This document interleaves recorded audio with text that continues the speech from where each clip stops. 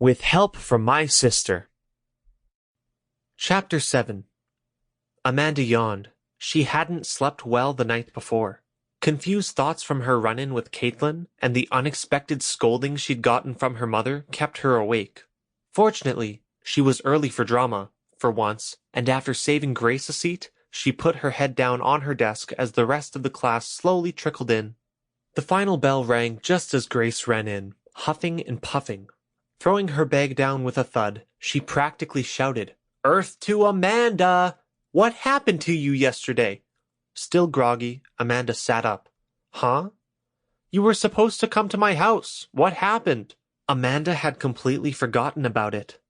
"Oh, that thing I was doing with my mom kinda ran late, so I thought we could just discuss at lunch?" Grace opened her mouth but decided against it when they heard "Attention!" coming from the front of the room. A middle-aged woman with a dull gray pantsuit sat at Mrs. Camp's desk, her mousy brown hair in a tight bun. She looked like she had never laughed in her entire life. "Attention!" she yelled again, smacking a ruler on the desk. The whole class fell silent. Grace threw Amanda a weird look as if to say, "What's her problem?" Amanda widened her eyes in response. "I am Mrs. Nile. I am your substitute teacher for today as your usual teacher is out sick. I will take attendance, and while I do so, please take out your Shakespeare workbooks." No one in class made a sound as they all collectively took out their books.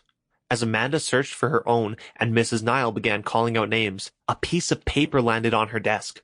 Amanda looked over at Grace, mouthing the words, "Are you crazy?" as she nodded towards the substitute teacher. Grace made a menacing face and frantically pointed to the note. Amanda rolled her eyes and stealthily opened it with her hands underneath her desk. "What's wrong?" it read. "Why have you been such a zombie and a flake the past couple of days? And don't even try to lie." All of a sudden, waves of hot and cold washed over Amanda's body as she realized that there might not be a way out this time. She had no idea what to tell Grace. She wasn't sure of much these days, but the one thing she knew was that she was sick of it all. The uncertainty, the lying, the not knowing what to do. Before she could change her mind, she took her pencil and quickly wrote, "Kay has mental illness. I've been freaking out for the past couple of days." Satisfied, Amanda sighed. "Here goes nothing," she thought as she folded the note. Amanda suddenly realized that the class had gotten quiet. Much too quiet. There were no rustling of papers, and the substitute teacher had stopped calling out names. "That doesn't make sense. She hasn't called my name out yet. Unless..." Amanda slowly looked up to find the entire class, including Mrs. Nile, looking at her. "Are you Amanda Montgomery?" Mrs. Nile asked as she walked over in quick steps. Yes," Amanda squeaked. "Hand it here," Mrs. Nile said in her no-nonsense voice. Amanda looked at her, frozen in her seat. "Whatever it was that was distracting you, hand it here, please." Amanda gulped. There was no way she could hand over this note. She began. She wondered if the entire class could hear her heartbeat.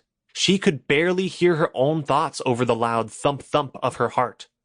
After a pause, she frantically exclaimed in a high-pitched voice, "I can't!" It was a simple statement, but a stark contrast to the frenzy of thoughts going through her mind, of what everyone would think when they found out the truth, how they would treat Amanda and Katelyn differently, how everything would be irreversibly different. She just couldn't risk this note ending up in the wrong hands. News of Katelyn's supposed fight had spread like wildfire, and that was just a school fight. This was serious, and Amanda was definitely not ready to share this piece of news with the rest of her class. "Miss Montgomery, unless you would like to spend the rest of the day in the principal's office, explaining thoroughly why you were disrupting the class, then I suggest you hand that note over." How am I going to get out of this now? Amanda thought, panicking. Her eyes then widened at the thought of explaining why she'd been sent to the office to her mother. After everything that had happened at home, Amanda was sure that getting into trouble at school would not be making things any easier. "We're waiting, Mrs. Montgomery." The teacher, who now had an obnoxious frown on her face, began to tap her foot impatiently on the floor. Amanda's palms were damp with sweat. She held the now crumpled note tightly in her hand, afraid to let go. There was no doubt about it. Amanda was terrified at what could happen, but she had no choice. But Sample complete. Ready to continue?